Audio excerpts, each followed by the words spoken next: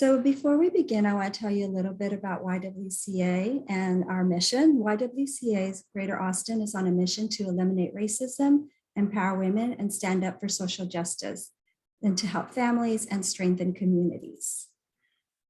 Our programming is based on the intersection of mental health and social justice. So we recognize the intersectionality and the connection between people's mental health wellness, as well as the injustices that they experience in the community, and how experiencing social justice is a way for empowerment and for connection.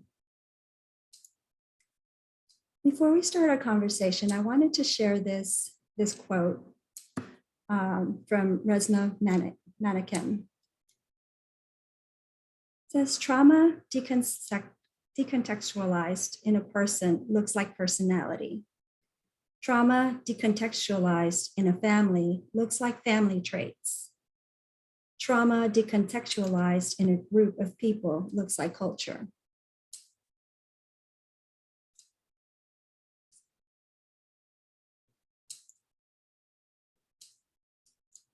Kind of let that just sit as we begin to talk about the death penalty and the criminal justice system. It is so inevitable that as we discuss execution in the US, we recognize this role of trauma, oppression, and systemic injustices.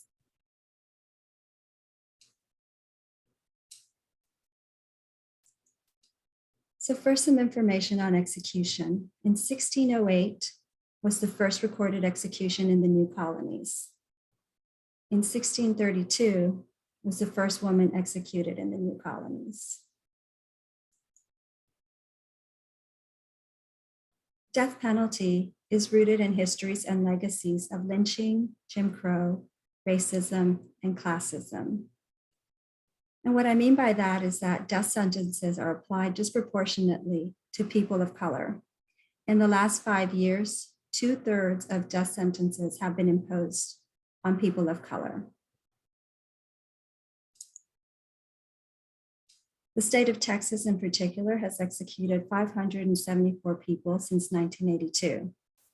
If you all do not know, there was an execution last night, and this was the oldest person to be executed by Texas.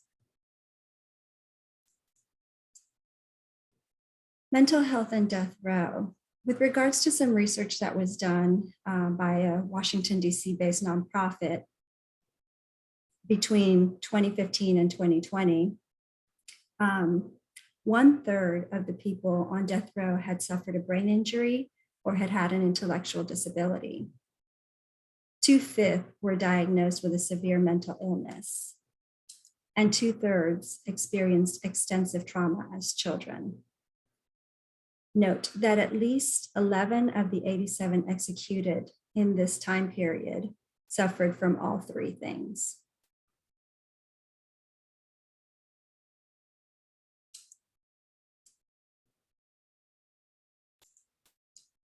So what is trauma? Trauma is not an event, but it is a response to an event. It is the body's natural response to anything that seems threatening or perceived as threatening, where there is a loss of resiliency in our nervous system, where we feel overwhelmed. It is unique to each individual, so not everyone experiences the same situation in the same way.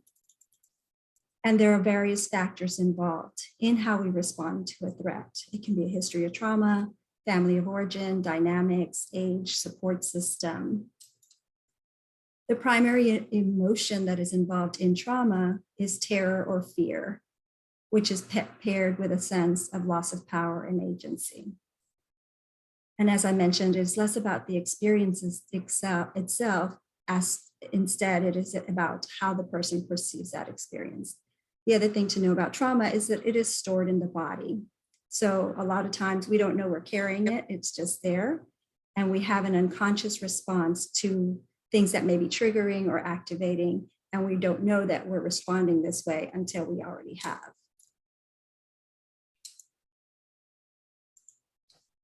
Another thing that impacts trauma is adverse childhood experiences.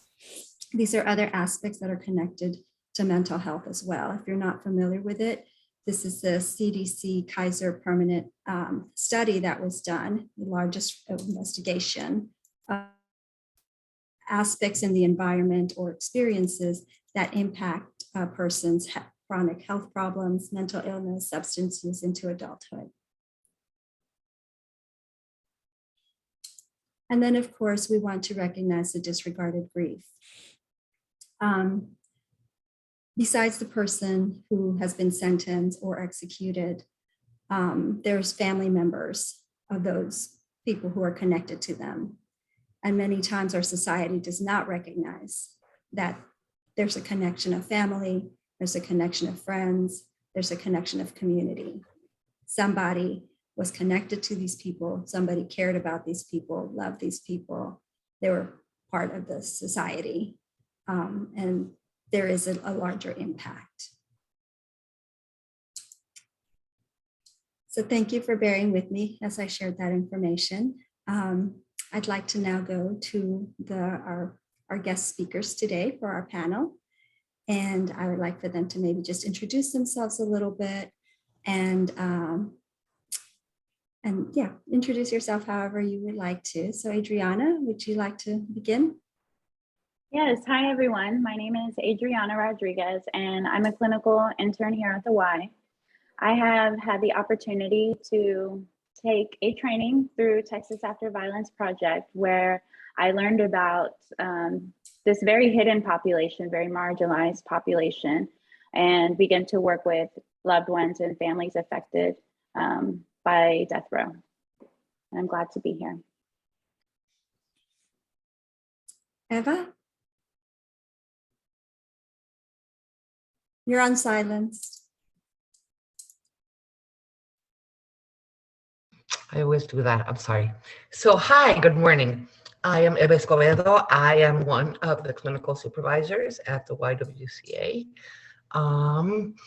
I am incredibly passionate about trauma, about childhood abuse, and its long-term impact on everything, on our lives, on society, on the way that we understand the world. I am also a passionate advocate for non-punishment in general. I'm outraged generally that the United States applauds the corporal punishment of children, and that they call it discipline, and that they don't recognize it as abuse, as almost the entire world now does. And therefore, you know how this then extends to death row. It follows, right? So here I am. Jennifer? Hi, everybody. Thank you. My name is Jennifer Toon. I am the Mental Health Peer Policy Fellow with the Coalition of Texans with Disabilities. I am also a community advisor with the Texas After Violence Project. I am a woman who is formerly incarcerated with about 27 years of justice involvement as a child and as a young woman. I'm also someone at that intersection of mental health and the criminal justice system. I did the majority of my time at the Mountain View unit where the women's death row is housed. And this is deeply personal for me. And you kind of touched on that a little bit about how far this reaches into communities. So I'm happy to be here and be a part of the discussion. Azzurra? My name is Azzurra Crispino. I'm the Director of Prison Abolition Prisoner Support, or PAPS. We are a pen pal to prisoners and advocacy organization. So from that perspective, I have pen palled with some folks on death row and visited some folks. My husband is formerly incarcerated as well, so I'm also a family member. In addition to that, I'm a professor at Austin Community College where I teach ethics. And I've had some students that have been impacted by the death penalty on both sides. And my third hat is that I'm a PhD student at Texas A&M University in the sociology department, where I study transformative justice and alternatives to incarceration, specifically around sexual assault.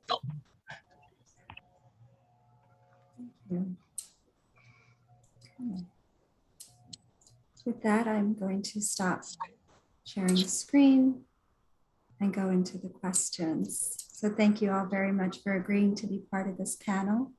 And you've told us a little bit about yourself and your impact from the criminal justice systems.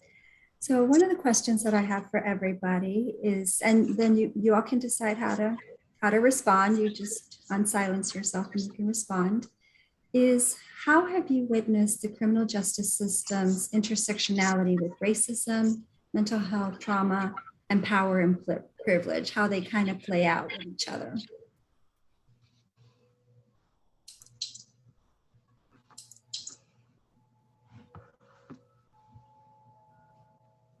Laura, I'll go ahead and start that one off. What comes to mind to me first is when the clip that you showed with the history, and I think that's very important to capture because if you have read My Grandmother's Hands, there's a chapter in there that really discusses the long-standing historical aspect of this, of starting with the Middle and Dark Ages, of the punishments given to others and how it kind of then trickles down into colonization and the slaughtering of Native Americans. And then it then trickles down to an enslavement era. And then we have the Jim Crow laws. And here we are today, still having racial injustices with the criminal justice system that can be very seen today, such as the Black Lives Matter movement. So I really do think when we're looking at the criminal justice system intersecting with this, it's just such a long-standing history that's really difficult to, it's so ingrained in society, so intertwined, so it's hard to unweave it. Well, you know, for me, it's having spent all those years inside of Texas juveniles and adult prisons, it's played out every day. I mean, the population are mainly consisting of women of color and women with severe mental health problems, often coming from communities with lower income. And that was not lost on me. And I went into the system as a very young 15-year-old with my own mental health issues from a region of Texas that mental health is stigmatized, but really learning about my own privilege as through the years of living with other women from these very intersections. And it became painfully obvious that I did come from a place of privilege. So, I mean, the answer for me is just quite simply having lived it every day for many years and seeing it and experiencing it.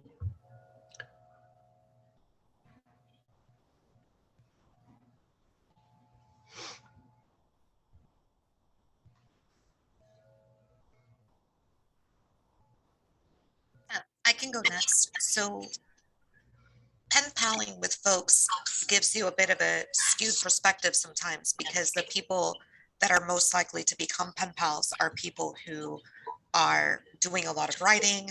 They're able to get the attention in order to be able to then establish those relationships, right?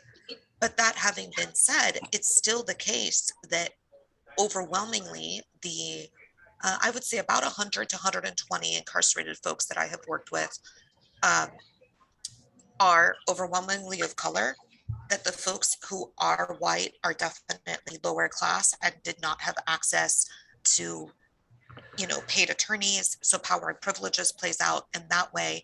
And then in terms of mental health access and trauma, I think one piece we haven't talked about yet is that often these are folks that are coming from backgrounds where mental health services are stigmatized. and where there's not access. And then especially for people who become justice involved at a very young age, what ends up happening is that there may be mental health services offered through the correctional facilities. But I think, and I'm not the expert here on providing care, right? But what I can say is that I have had friends who have spoken to therapists and people who were doing assessment to them in carceral contexts, and then have been retaliated against by correctional officers for information that they shared in that context.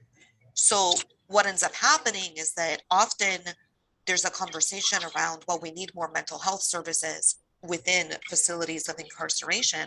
And we don't enough talk about how hard it is to provide care that is actually effective in that kind of context.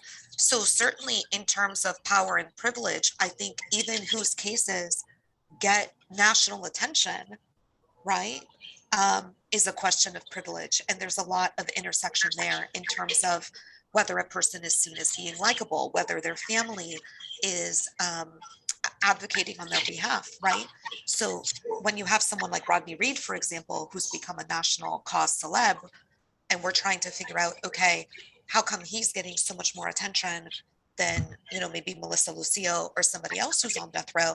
There are a lot of different factors who play into that, and you know, including connections, power and prestige, and family support, right? That goes into that as well.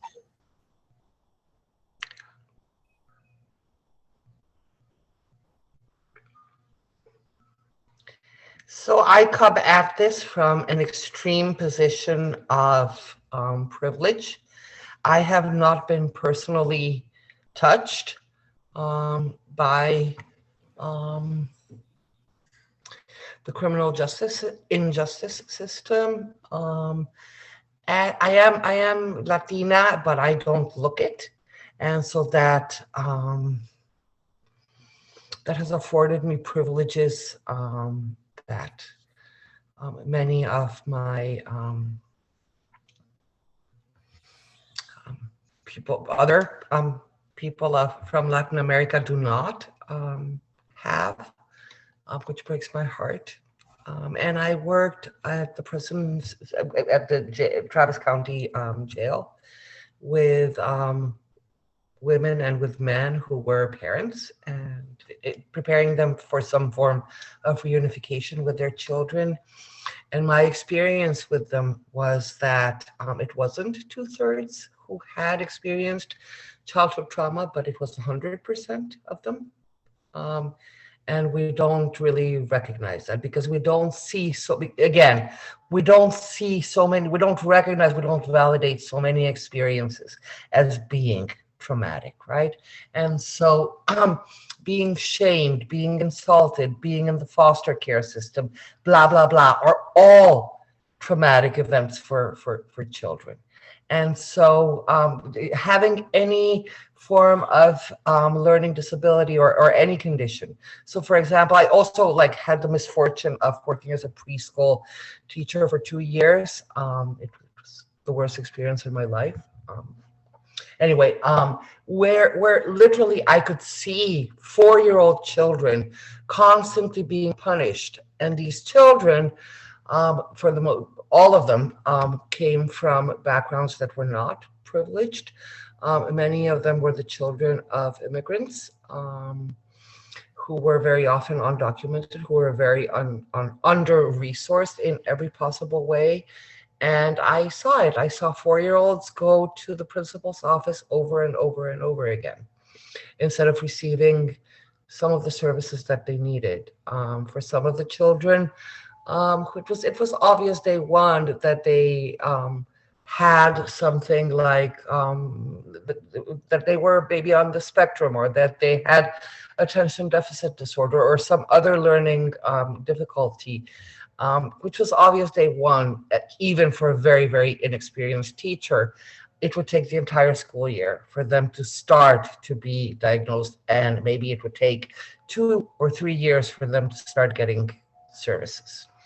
So, of course, by then they were labeled a problem child, and I saw that they never got out of that. And so I have been witness to so many of these injustices, even though I have been incredibly privileged not to have experienced them myself or my immediate family.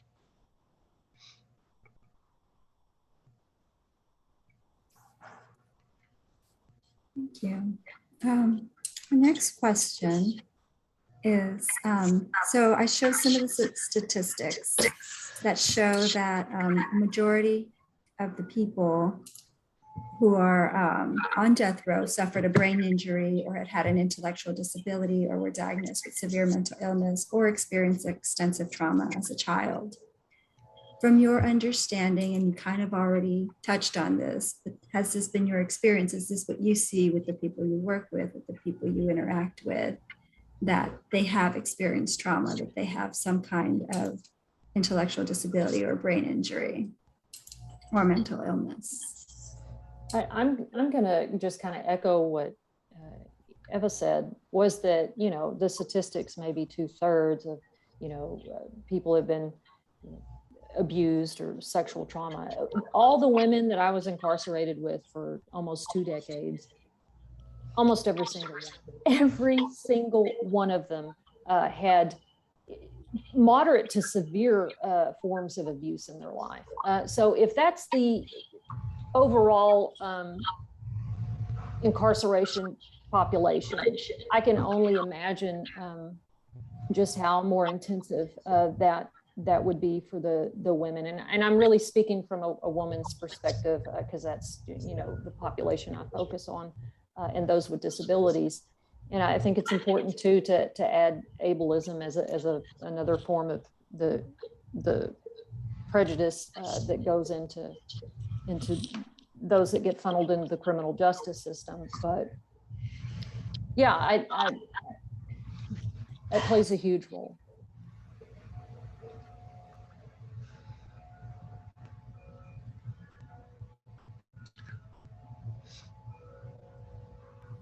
I would also like to share with my experience. I previously worked for Child Protective Services for 5 years, and oftentimes working with incarcerated parents.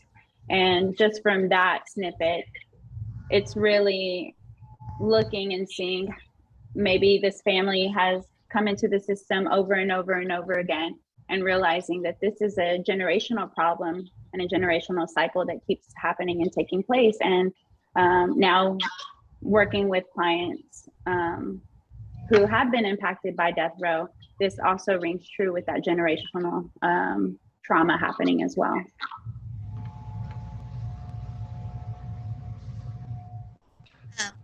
In terms of my experience, I really want to echo the generational piece that Adrianna just mentioned, because one of the people that I visit regularly, his cousin was also falsely convicted, falsely put on death row, and subsequently executed. And I didn't know this. I just happened to be speaking about his cousin's case because it's a rather famous case.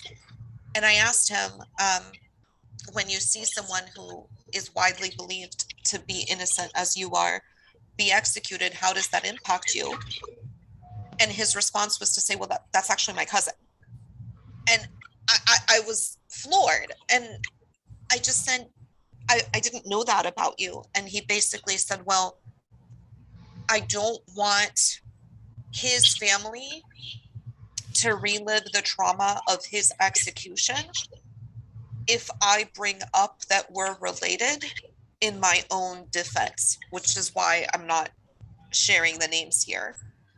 But it really blew my mind, the idea that here is an African-American family that is facing not one, but 2 high-profile wrongful conviction executions. And so the question then becomes, what kind of trauma does that leave on someone, right? To know that this was your cousin and that you used to play together and that you're facing very similar situations. The other thing that I want to talk about is that we haven't really talked about solitary confinement conditions or how people are held on death row. But I think that even if somehow you manage to get on death row without having a history of trauma, which seems unlikely to me, but once you're being held under the extended administrative segregation plus conditions of being on death row, I think that the likelihood of not developing PTSD or other trauma from that is really problematic. So I just want to belabor this point for those of you who aren't familiar. Being held in solitary confinement decreases people's ability to spatially reason, for example. It decreases their ability to have short-term memory deposit into long-term memory. So as an advocate, that's really difficult because you go in and you have a conversation with someone, and in the moment they seem really cogent, right? But when they go back to their cell and you go home, I remember the conversation, but they don't necessarily, right? So that means having, and you can't take notes in a prison visit usually, you know, depending on what kind of visit you're having, obviously that might be different. But for me, going in as just a friend, I'm not allowed to take notes. So part of what I have to do as soon as I get in my car and away from the facility is to basically do a thought dump to make sure that I have a recording of everything that we discussed, so that I can then immediately send a letter to this person to follow up on the conversation that we just had, in order to help them to overcome, right, that loss in cognitive capacity, which is measurable, by the way, right? You can do functional MRIs and other scans and be able to see the brain damage, the physical brain damage that has occurred to people who have been held in administrative segregation for a long time, not even necessarily on death row, but just administrative segregation. Obviously, death row conditions are even more restrictive. So I think that part of the reason that I'm an abolitionist is that I am firmly convinced of the idea that these systems harm people, right? And that you can't heal from your own trauma, whatever what that might be, in a place that is continuing to harm you, and the very structure of which is going to harm you. I'm going to go out on a limb here and say that, if you've been incarcerated for more than 10 or 20 years and you somehow don't have PTSD, that I think you're going to be very much in the minority, right? Because the structure of the system is such that it's going to create that trauma, assuming that you somehow didn't have it going in. And then the other piece that I want to talk about, because I don't think it's been brought up yet, is that one of the people that I write to is a trans woman who's held on death row in a men's facility, right? And so when we're talking about trauma, even within the system of incarceration, every single trans person, trans woman that I correspond with has been sexually assaulted behind bars.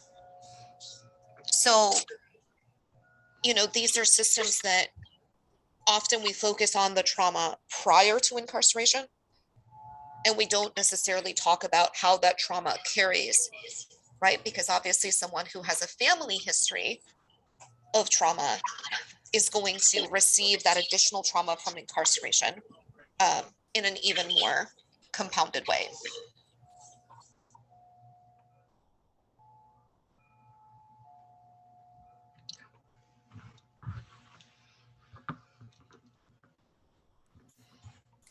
Yeah, thank you for bringing all that up. I think, one of the things that you all are touching on is actually leads into that next question is, Eva mentioned, the school system and disciplinary, and you're mentioning, the systems itself in incarceration, how traumatic they can be. I think we can look at our society and see that we have systems in place that in our communities that continue to create the situations that end up having people end up on death row. So I didn't know if any of you wanted to kind of touch on a bit about how our systems, how we're set up really to set these people up and set everybody else up. Yeah, if I may jump in on this one, Mhm.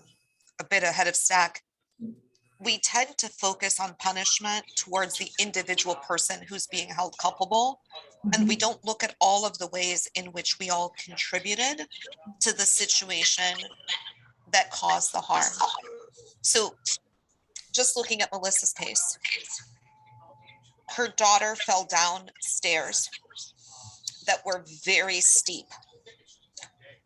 Nobody has talked about who was the landlord who owned this building. Had there been complaints about these stairs being steep? Why was an apartment rented to a family with lots of children on a floor that would have required these children to go up and down steep stairs? Now, this might seem like a small point, but it gets to the larger question that I have, because we live in a society where when person A does harm to person B, we only look at person A as being responsible and accountable. We don't look at all of the other environmental factors, familial factors, all of the other things that shaped this person doing the harm. And because we don't, we also don't rectify those conditions that led to the harm, right? So sticking with the staircase, how many other children have fallen down those steps? Maybe none of them suffered a traumatic brain injury. Maybe, let's hope that none of them suffered the harms that Mariah suffered. But how many of them have gotten hurt because of that?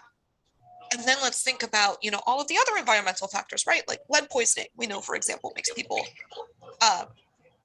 more susceptible to violence. And that's just talking about the environment in terms of the physical environment, right? That's not talking about the histories of trauma and how all of those things play out. So in terms of my own research, I'm focused specifically on sexual assault.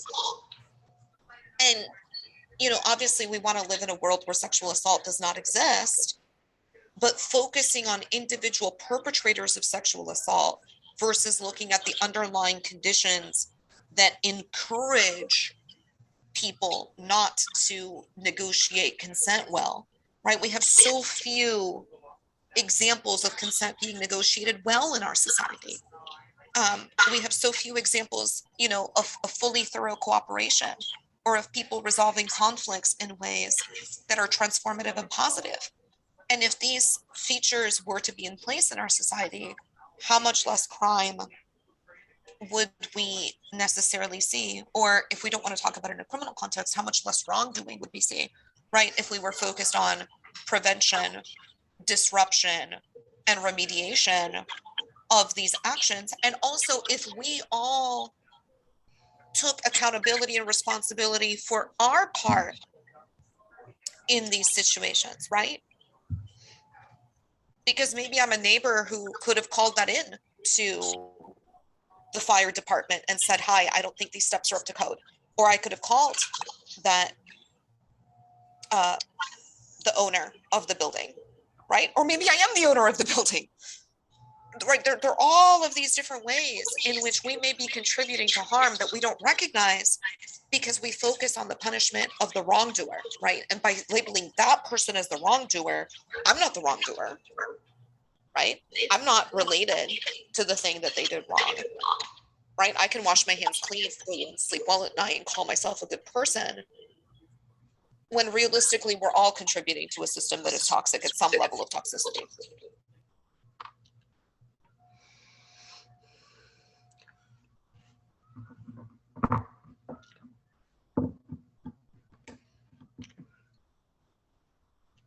Well, I definitely agree with you, right? Every system failed Melissa Lucio and her family, from the CPS system to the faith community, to those in her community, the education system, the healthcare, all of it failed her and her family. It's not just the criminal justice system that's the problem. It's the entire fabric, the interwoven connectedness of all of our systems.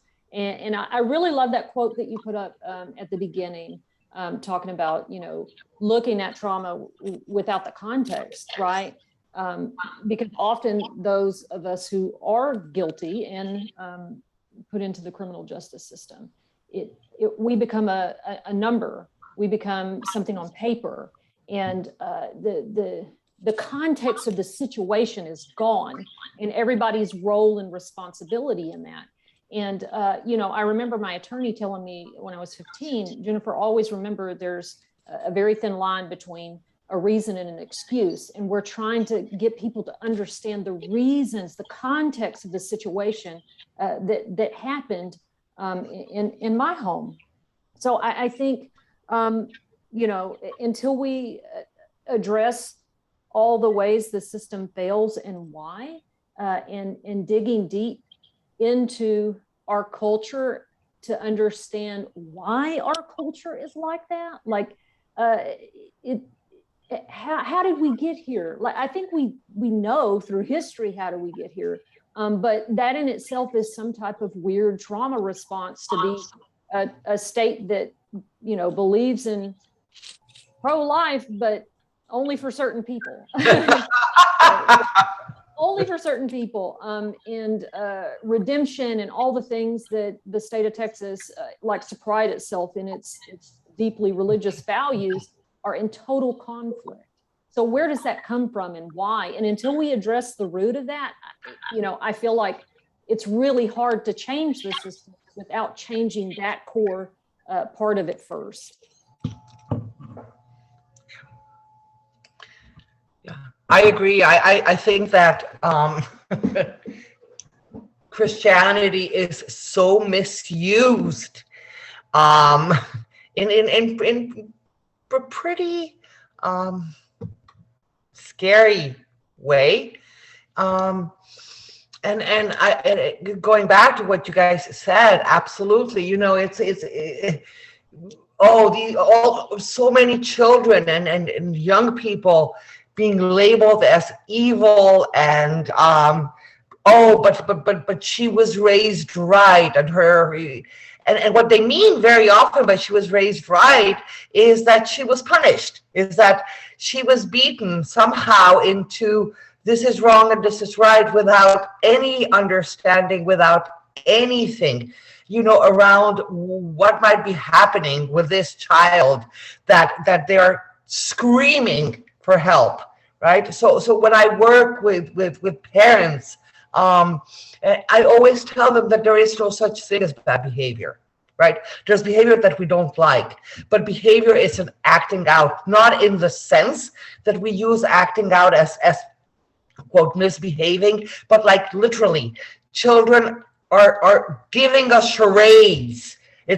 They're playing out because they don't have the words to say, I am hurting, I'm feeling disempowered, I'm feeling invisible, I'm scared. All of these things are happening. And the only way that children can show us is with behavior.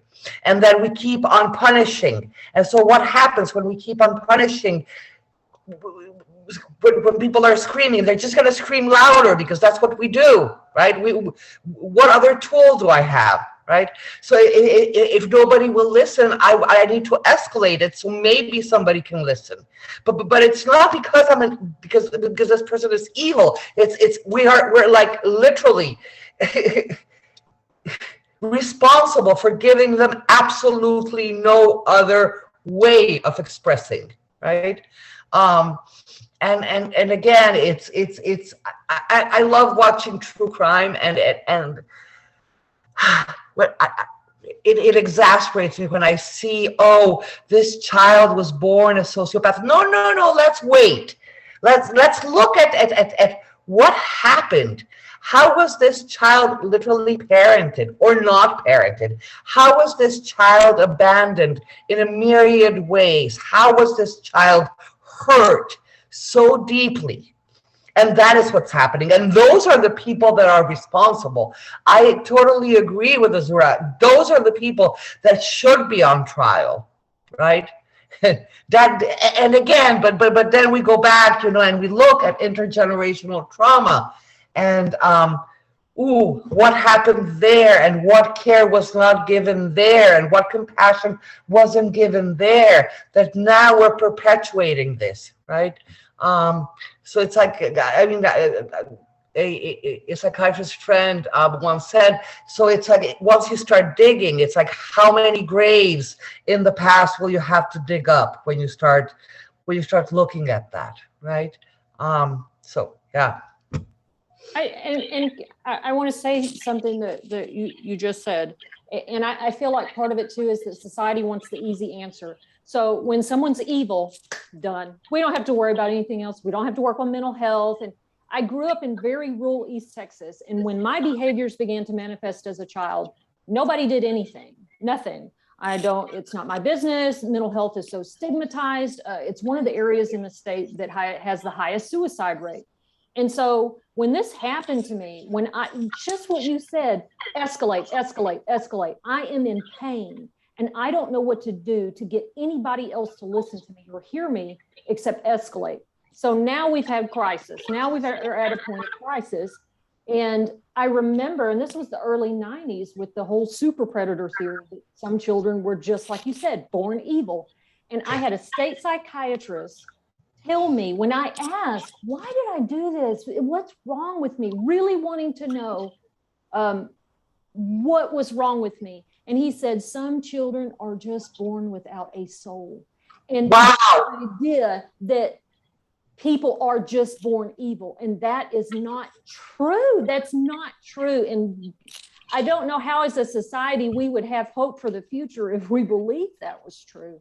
And I think society takes that as an easy out, and they use their religion for it because they don't want to do the work. And it was years later when I was in therapy and being incarcerated with other women like myself to see that those are trauma responses. And a lot of people, I think that generational thing of, well, my parents beat me and I turned out great. I'm sorry they beat you. They should not have beat you. And do you realize just because you didn't do an offense, there are other ways that you have used your trauma response to deal with other things. And I think it just really digging into our societal beliefs about mental health and the idea of good and evil, because when you learn that context again to a situation, suddenly you see that person as a human and you begin to understand what happened for this situation to be created. And I tell people when they bring up the worst possible offenses that are imaginable, just like you mentioned, a lot of true crime, those documentaries and what have you. And my first instinct is, my God, what happened to them? Oh, this is why she behaved that way. This is why she's developed the mental health strategies and coping skills, be they unhealthy. And when you begin to do that, suddenly that person, it's not so easy to put them on death row and kill them and be done with it. So I think it's an easy out that our culture needs to start dealing with.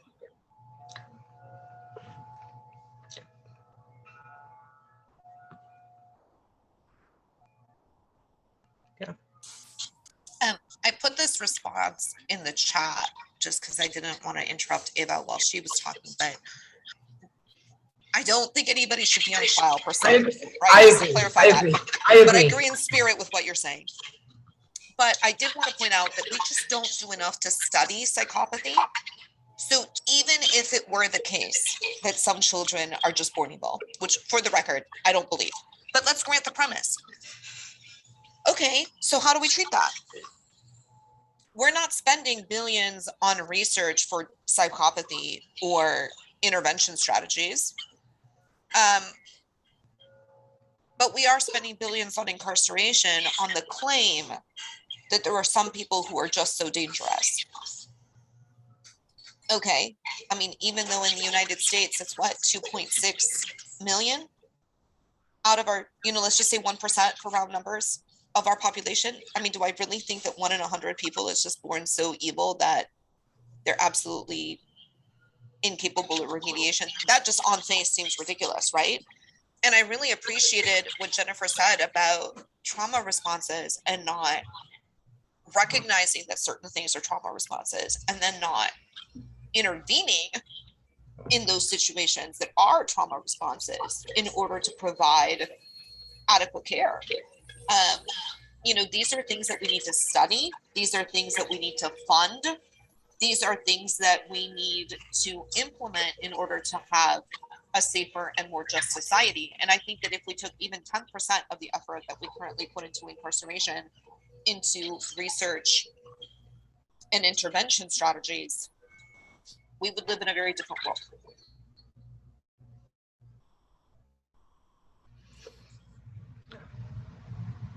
Thank you for all that. I think there's several terms that go through my head as I was listening to you all.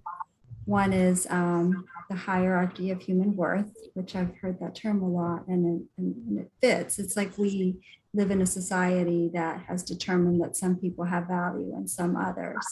And depending on a scale, whether it's skin color, age, abilities, you know, whatever it is, we have determined some are worthy and some are not.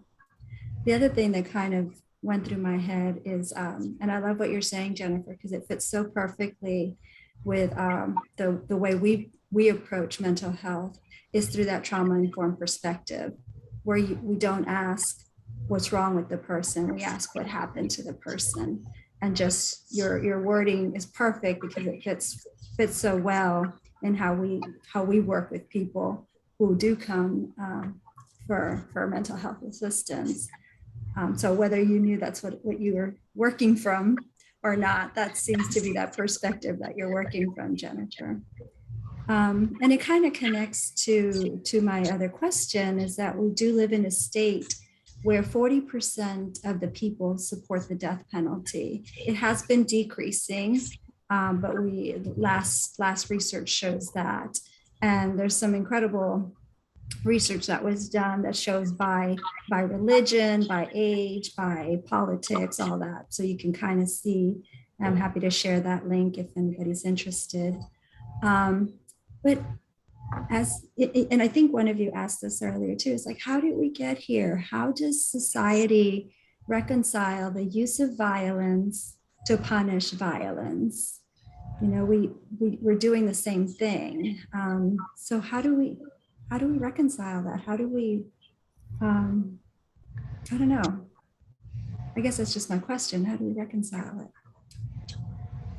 Well, you know, I think the state uses violence to control, and obviously being okay with its hypocrisy. I think the only way to reconcile that is to continue to humanize the people that we're putting in our prisons and jails and who are on death row, and not just people like Melissa, who is obviously innocent, but the people who have through trauma done the things that they have done. And when you do that, suddenly, oh, well, I'm not so comfortable about sending someone to their death, when I understand, again, it's that thin line between the reason and an excuse, and getting society to see that trauma it's a reason, it's not an excuse for when something happens, when someone responds that way. And that's why I mentioned earlier, you know, some people were like, well, I survived terrible things and I didn't do that. I didn't respond that way. Well, fantastic for you. I'm so grateful that you didn't, but my makeup with all the things that contribute, that context, I did. And, you know, when you can, I feel like that's the only way to reconcile it, is to continue to humanize and give the context of every situation, and stop looking for the easy solutions and outs to these deeper things. And I think, you know, most people in society, they don't want to deal with their own trauma. So I don't want to dig into what happened to Miss Lucio, because I confront things within myself, and I just would rather put it away and be done with it.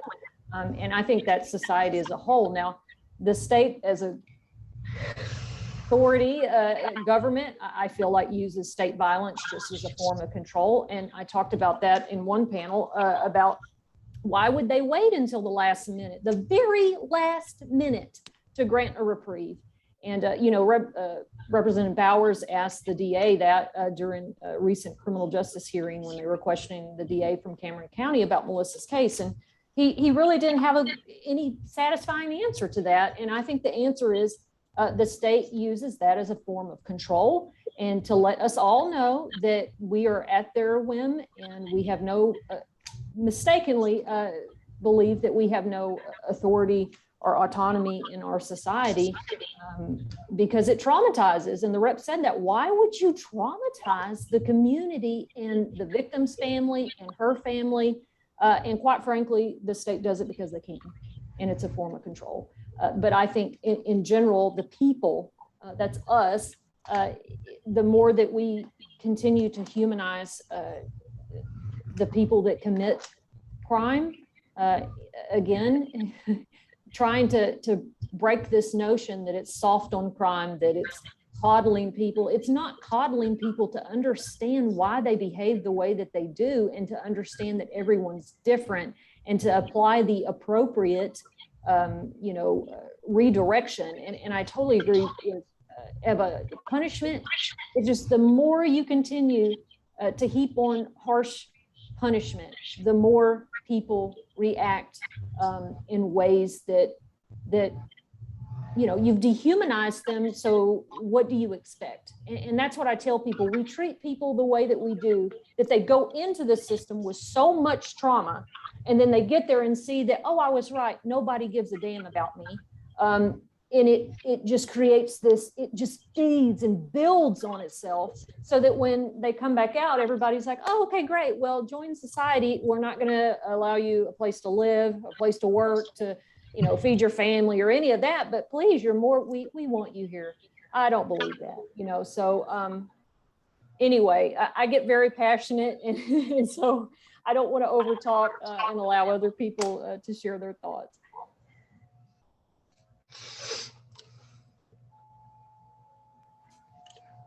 I have a point of view that is not my own that I'd like to share. So I mentioned at the beginning of this that I'm a professor. I teach philosophy and I specifically teach ethics. And the last semester that I taught the death penalty as a contemporary ethics issue for us to discuss, and I think you'll see why it was the last semester, I had two students whose families had been impacted by violence in the class. One student, I think it was her great uncle and aunt, had been the victims of a serial killer who was on death row. And every time that they would go to execute him, he would claim that he would release the locations of the bodies as a way of trying to bargain for a longer time. And she shared with the class that her family threw a party on the day of his execution. And I don't know how to make sense of that. I don't know how to make sense of a family that is in so much pain and that they had their pain so dragged out by this system, but also to what extent did they have anybody reaching out to them, right? Did the state in any way provide them with mental health support or the ability to heal and move forward other than that execution? Because when she told me this story, she didn't seem to me a person who was at peace with what had happened, right? And then there was another student in the class who had, her child was killed. And the person who killed her child was in prison, but had not been put on death row. And she talked about how the fact that her child's murderer was still breathing was something that she struggled with every day. And I did not know at the time, and I don't think I do yet, know how to respond to these two women who were in deep, deep pain over this trauma that they had suffered, that they should not have suffered. And that the only response to that trauma, the only thing that our society knows to give them, is the complete elimination of the perpetrator of their crime. Even though that elimination, I don't think, is healed them. Right? Now, it's not my lived experience. I'm just reporting what they said in a classroom context. But I think about a third person that I met briefly, Immaculate Ibigiza. For those of you who don't know, she wrote the book Left to Tell. She was a survivor of the Rwandan genocide. And she's a deeply religious person. She came to speak at one of the Catholic churches in Austin. But at the end of her book, she recounts how she's given the opportunity to go into the cell of the person who was responsible for killing most of the members of her family. And that he had done so in order to take their land, right? Was using the genocide as an excuse. And that she went into the cell and said, I forgive you. And the person who gave her the ability to go into the cell was very angry with her, said, I wanted you to kick him and beat him. What are you doing forgiving him? And the very last line of her book is her saying, I walked out of that cell. And when I had the opportunity to meet her, right, and kiss her cheek 3 times in the Rwandan way, I'm told that when you're in the presence of someone who is saintly, that there's a certain joy that you experience. And I don't know if she's a saint, but that's the closest that I have come to experiencing that joy, was being in her presence. So when I compare, right, these 3 stories of people who have suffered great trauma in their families and how they have responded to the perpetrators of that trauma, as an outside observer, it seems to me that something about how Ms. Ibigiza dealt with that trauma left her at peace in a way that these other models did not leave my students at peace. And I would wish for all of us to be able to have that kind of inner transformation that would allow us to be able to still honor, obviously, the loss, but be in a place where we can still be joyful people.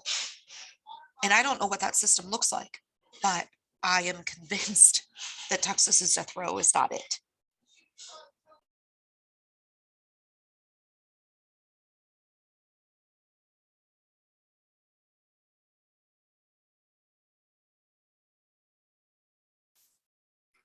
Thank you for sharing that, Azzurra. I know that, one of the things that we wanted to bring attention to, of course, is, the impact that execution has, or being sentenced to death row.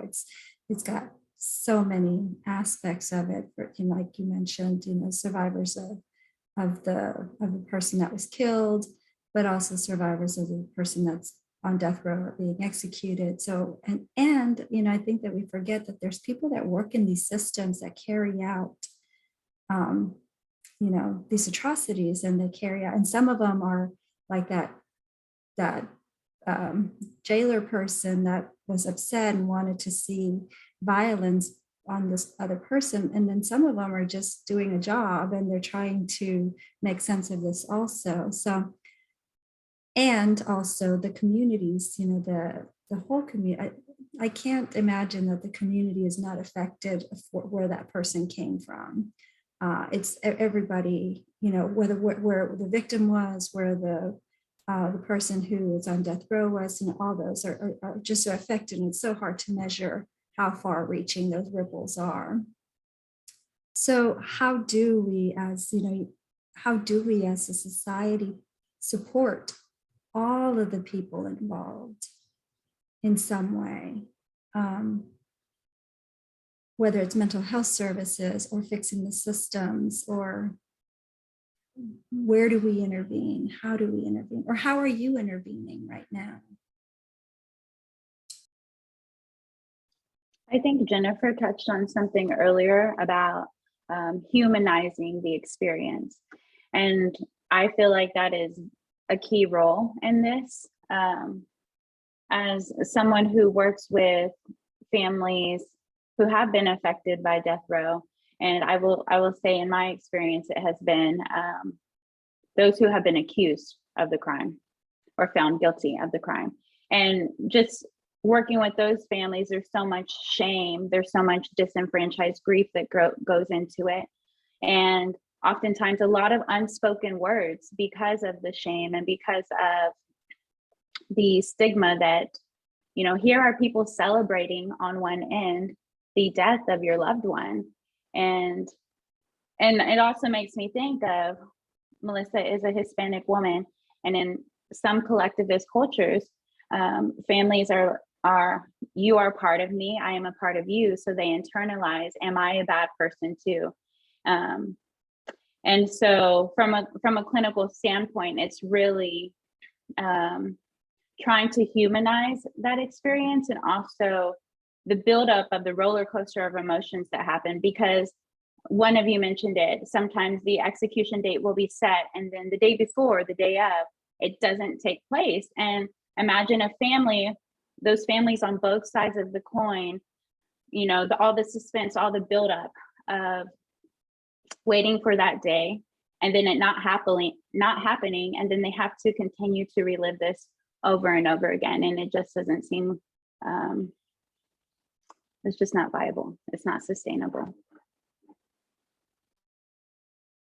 You know, I feel like the approach is so many different, I don't want to call them attacks, it's support. But I'm thinking from my legislative, like as we've worked on legislative stuff, bills that would, you know, really recognize severe mental illness as a factor in death penalty cases. And it's pretty horrifying when you look at the men and women that are on the row and with severe mental health problems. There was a gentleman in one case that he had removed both of his eyes and he is now blind, and he is still on death row. So it's working legislatively, it's working, you know, there's programs like at the Texas After Violence Project, there's our Access to Treatment program, which y'all are very familiar with, training clinicians about this very specific type of trauma. I know when I looked for a therapist, when I got home, you know, trying to find a therapist that even understood what I suffered through incarceration, not just the burden of the things that put me in the system, and then the trauma of the abuse of the system, trying to find a therapist for that was really difficult. So when you go through 2 or 3 therapists that are like, the second I mentioned, oh, I was in prison for almost 20 years, they're like, oh, like I can see it on their face, like, should I connect to this person? And she has a personality disorder. I don't mind sharing that. Oh boy, there's the stigma of that, two big stigmas. And suddenly I've got a therapist that, you know, this is kind of pushing me away from therapy. And so for these families to be able to find a clinician who gets it, who's been trained, who understands, it's invaluable. It is absolutely invaluable. And I'm really excited about the collaboration for that program, and then hopefully in the future rolling it out to be able to refer families. And I think for me too, support looks like, you know, writing the women who are at the Mountain View unit, because again, this will affect that community. And I know it's hard maybe for some people in society to be sympathetic to, well, who cares about those women in the prison system? They will mourn this, and it will deeply traumatize and affect them. And just like you mentioned earlier, it's the correction officers. I know a lady that used to be a prison guard with us there at Mountain View, and she writes, Melissa, and she told me recently, she goes, I can't even imagine working on death row, and that day that they have to handcuff her and take her to the van. And she's like, I can't deal with it. Because those staff members work with us every day, year after year after year. And you do become a community. And, I don't think people really understand. This is not just, we're going to kill the perpetrator and that's it.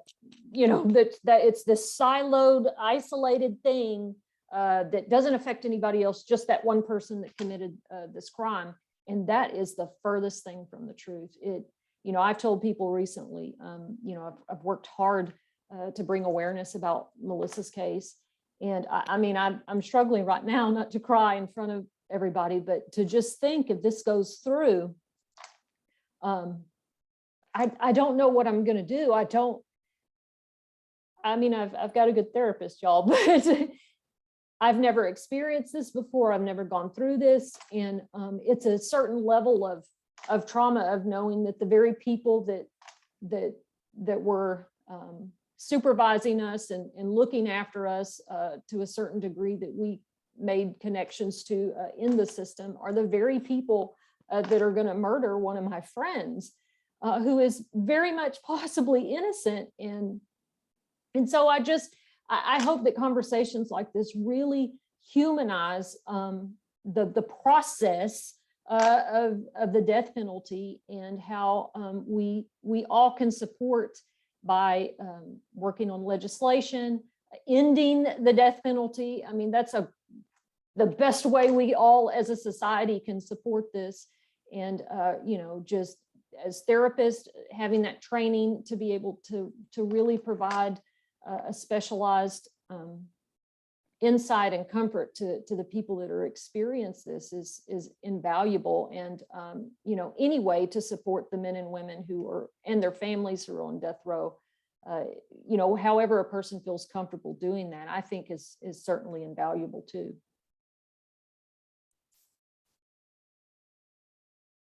Thank you, Jennifer. And I know that there is this impending execution of Melissa Lucio, and several of you have now alluded to it. So I want to give you all an opportunity to share any thoughts or feelings that you have about that. I know, Jennifer, you kind of started that, and you're welcome to add some more. If I may go back to the previous question, because I sort of started, I Yes. answered it in two different places, but there's another aspect of this that we haven't discussed, and that is the impact to the person who provides religious support, right? The chaplain of record during an execution. So I have a friend, Tom Miller, who has served in that role in Ohio. And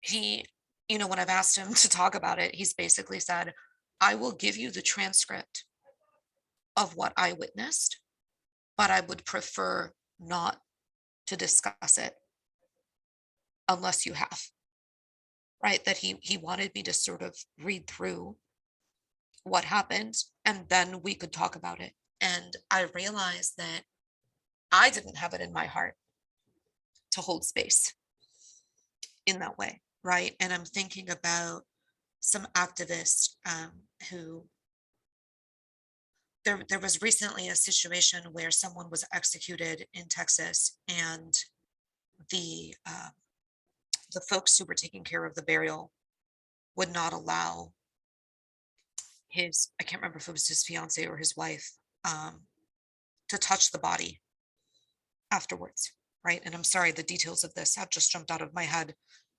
Jennifer, if you know what I'm talking about, please help me out.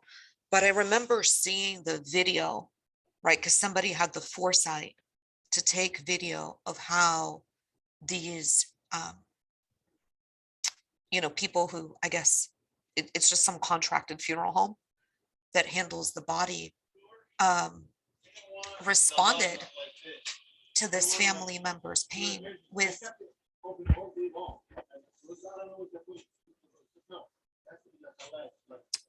it was a completely inappropriate response, right? And so I think it's really important to understand that when you puncture a hole like this, there are so many people who are impacted, right?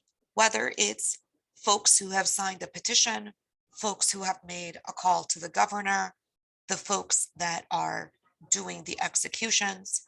And one other aspect that we have not discussed is the opportunity cost of these pharmaceuticals being used in executions.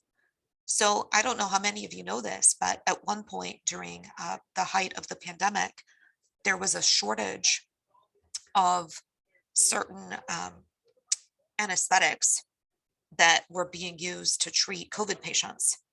And those same medications are used by Texas to execute incarcerated people.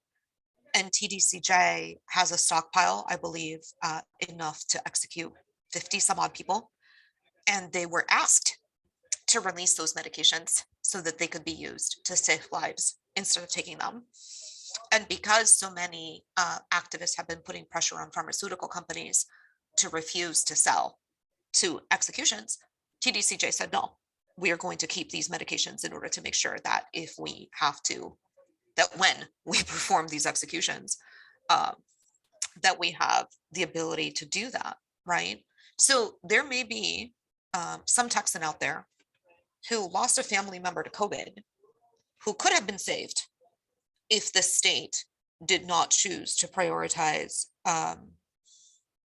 banking medications, right, for these purposes.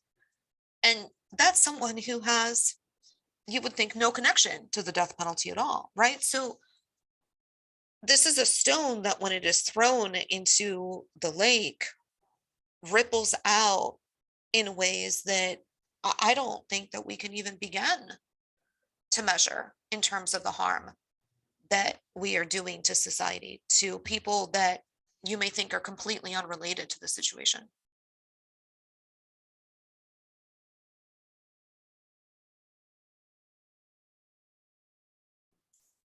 Thank you, Sarah.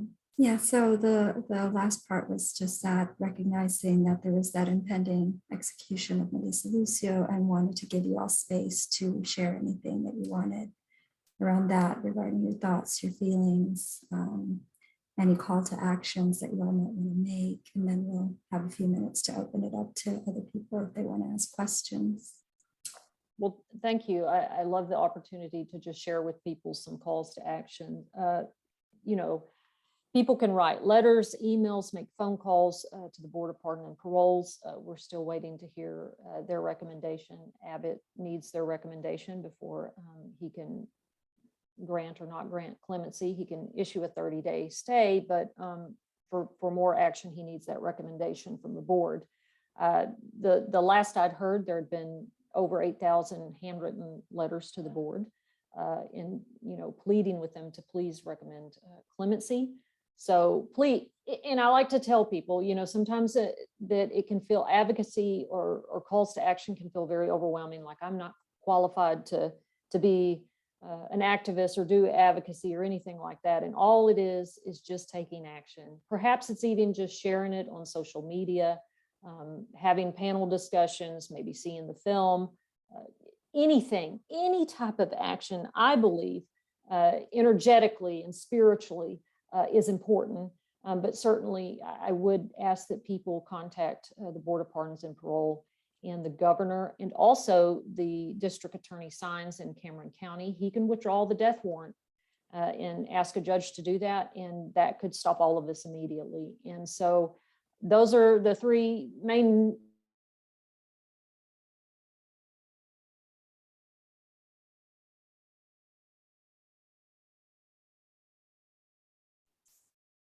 I think Jennifer got frozen. Yeah, I'll just fill that up for a little bit. So I just dropped the contact information for Governor Abbott, and then for the district attorney. He's an interesting one because he has said that he doesn't think she will be executed and that he's not going to withdraw, but that he could. He's kind of gone back and forth in a really bizarre way. And there hasn't been as much pressure put on him as I think has been on Governor Abbott and the Board of Pardons and Paroles, mostly because those two are seen as, you know, sort of the usual conversation. And then I'll make sure to drop the Board of Pardons and Parole information as well. But, you know, you asked how I'm feeling about this, and I don't know Melissa as well as Jennifer does, but I know her to be a deeply religious woman. I know her to be continuing to be deeply hopeful. And I think that those two things are really important. So I'm going to continue to pray. I'm going to continue to hold hope. And if the absolute worst outcome were to occur here, then I'm going to choose to believe that she and her daughter will be reunited, and that hopefully it will galvanize us in the struggle. But I'll be honest with you, I am not considering that eventuality at this point. I am still going to continue to believe that if all of us come together and share her story and continue to advocate on her behalf, that we can save her. I believe that.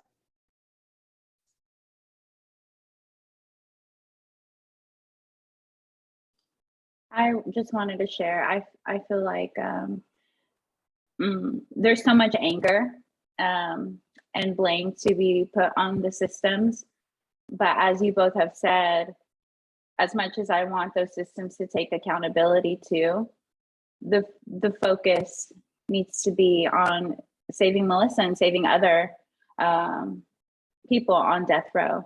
And I also feel the same way as you with, you just mentioned, you know, if we can come together, hopefully we can put a stop to this one by one.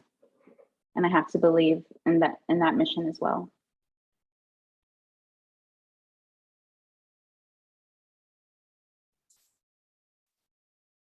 Jennifer, I know you got cut off a little bit there. Did you need to add anything else, or did you want to add anything else? I'm sorry, they're working next door and the electricity just went off. So glad to have my phone handy. No, I just, you know, I'm just going to reaffirm what everybody here just said, and any action anyone can take in contacting the governor, the board, or the DA in Cameron County would be fantastic. You can go to the Innocent Project. Thank you for putting that in the chat. And there's lots of, you know, action items there. You can go to freemelissalucio.org with death penalty action, and there's lots of resources there, some letter writing toolkits, and any resource you might need, printing out flyers. Saturday is the National Day of Action, and cities all over the country will be meeting at 2 p.m. in the afternoon. In Austin, we will be at the Governor's Mansion holding a rally and praying for Melissa and her family. So anything anybody would like to do, if they'd like to come out and join us, they're more than welcome to do that. I know we're running out of time, but if we can go over just a little bit, if anybody has any questions or comments that you would like to make, since you've been listening for the last hour and a half here.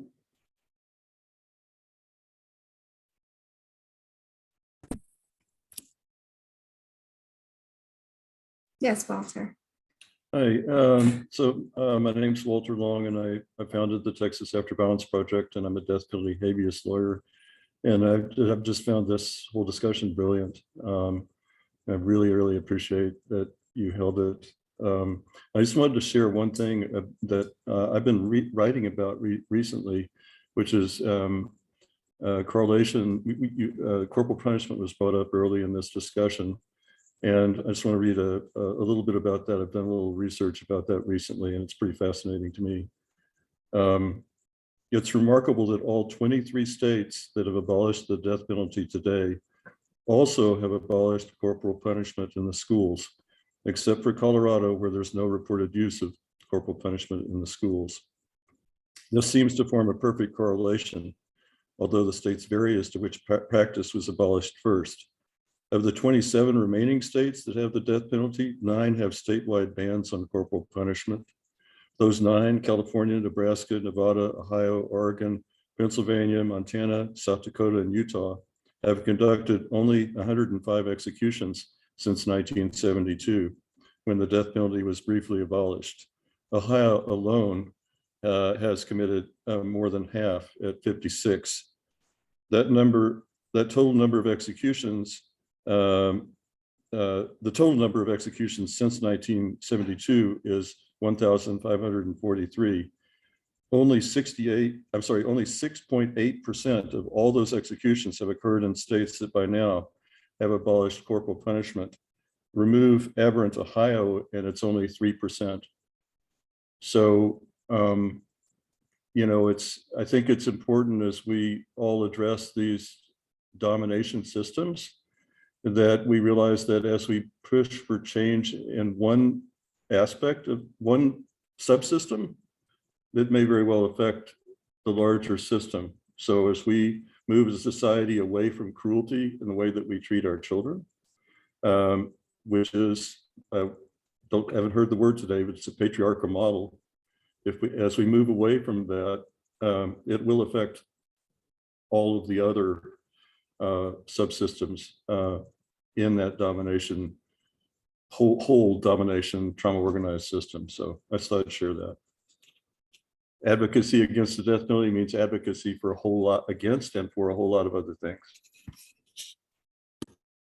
Thank you. Anyone else?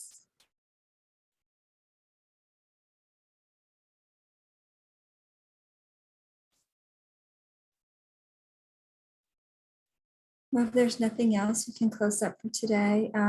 Please keep this conversation going, of course, because this is not the last time we're having this conversation, but keep it going and until we do abolish the death penalty and corporal punishment.